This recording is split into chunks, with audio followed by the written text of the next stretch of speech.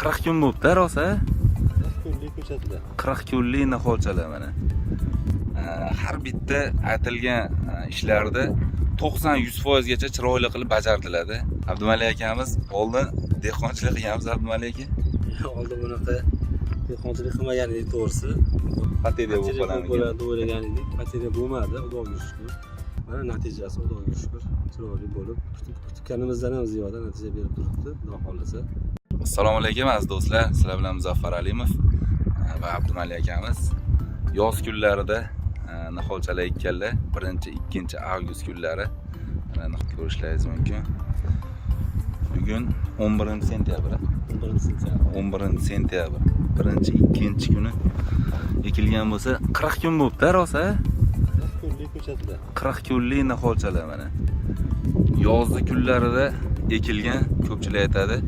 Yozgi kunida Pavloniya niholchalarini eksa bo'ladimi? Qanaqa o'rnaydi, qanaqa o'rnashadi deyshadi. Abdumalik aka o'sha paytda yoz issiq edi. Ekkani ozgina cho'chigansiz-a? Pateriya bo'ladi o'ylagan edik. Pateriya bo'lmadi, Xudoga shukr. Nechta pateriya bor deb o'ylaysiz? Necha mingta ekildi beki? 2000 ta ko'chat ekdik. 2000 ta niholcha ekildi. Pateriya bo'lmadi fashli. Pateriya yo'q, qarang. Bu natija juda ham yuqori natija. 2000 ta nihol yozgi kunida ekilgan. Umuman pateriya bo'lmagan. Ko'rib turibsizlar, holatda juda ham zo'r holatda. Qizda bo'lsa ham pavloniyalarni ekaverish kerak, chunki yozda ekilgan pavloniya ham, bahorda ekilgan pavloniya ham bahorga, kelasi yil bahorga chiqib, texnik stress qilingandan keyin, kesilgandan keyin xudo xolasa bir xilda o'saveradi. Yozda ekkanlar bahordan yozgacha bo'lgan rasxodlarni nima desa bo'ladi? Ekonom qilsa bo'ladi. Xudo xolasa. Abdumalik aka bizni korxonamizdan niholchalarni oldingiz, boshqa korxonalarda ham ko'rgan bo'lsangiz kerak mabodo. Qanaqa biz korxonamizdan ko'ngil to'ldimi? Xodimlarimizdan Bolalarga rahmat, lekin o'ylamagan edik. Mana natijasi Xudoga shukr, chiroyli bo'lib, kutganimizdan ham ziyoda natija berib turibdi, Xudo xolasa. Qolgan keyingi yillarda ham natijasini ko'ramiz, Xudo xolasa. Abdumalik akamiz Pavloniya ekishga shunaqa qiziqdilarki, har bitta aytilgan ishlarda 90-100% gacha chiroyli qilib bajardilar-da.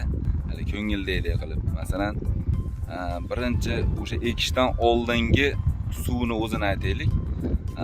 Niholchalarni jo'natib berindilar, jo'natib berdik.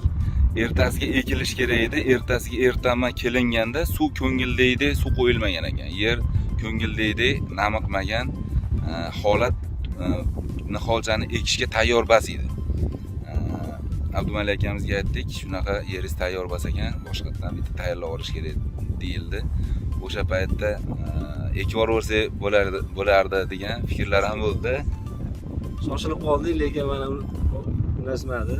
O'zi me'yorda bo'lish kerak deb aytishdi. Men bilan birga dalada mehnat qilishdi. Rahmat bolalarga ham.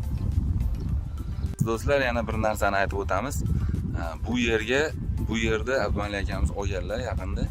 Bundan oldingi egasi ham Pavloniya ekib ko'rgan ekanlar. Bir 100 tami nechta ekkan ekan? 2 ta ko'chat ekishgan. 2 ta. 2 ta ko'chat ekishgan. Agar texnikasini yaxshi qo'llanishmaganmi, qaysi joyda xato qilishganmi, ko'chatlar bo'lmaganda. Okey. Oldingi ekilgan joyda tomiridan chiqqanlari ham bor, bitta ikkita. Mana bu yerda hozir.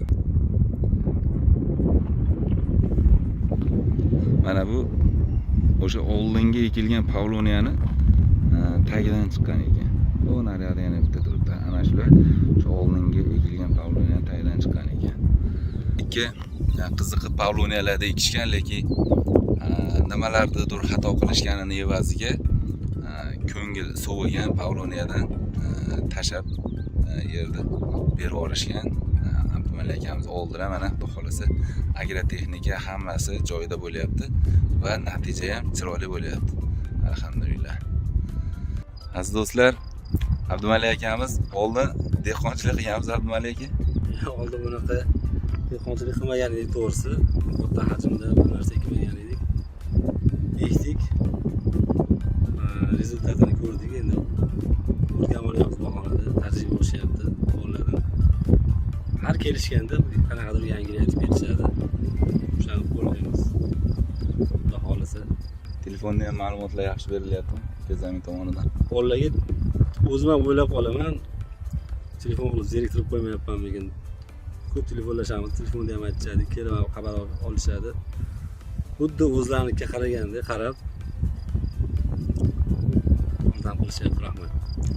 Aziz do'stlar, bizdan ko'chada yoki niholcha oladigan bo'lsangiz, bemalol qo'rqmasdan, haligi bezovta qildimmikan deb o'ylamasdan bemalol telefon qilaverasizlar. Chunki xodimlarga oylikda ajratiladi, ekzame o'sha klientlarga javob berishi uchun oylik berib boriladi. Mumkin haligi maza o'sha ko'chat oldilaringizdan o'sha oyligini to'lab qo'ydilar hisobda. Bemalol o'zim oylik to'laganman bilan aloqaga chiqaverasizlar. Aziz do'stlar, kimga shunaqa bir agrotexnikani o'rgatish kerak bo'lsa, niholcha sifatli niholchalar kerak bo'lsa, yozda issiq kunlarda ham eksiz bez bateriya xudo xolasa biz aytganimizdaqa ekiladigan bo'lsa, xudo xolasa bez bateriya ko'klaydi. Mabodo biz aytganimizdaqa ekib turib bateriya bo'ladigan bo'lsa, shartnoma orqali garantiya olingan bo'lsa, garantiya shartnoma qilingan bo'lsa, yoki niholchalaringizni to'lab berishimiz mumkin yoki o'rniga boshqa niholcha yoki ko'chat berishimiz mumkin bo'ladi. Hammalaringizga omad, sog' bo'linglar, salomat bo'linglar.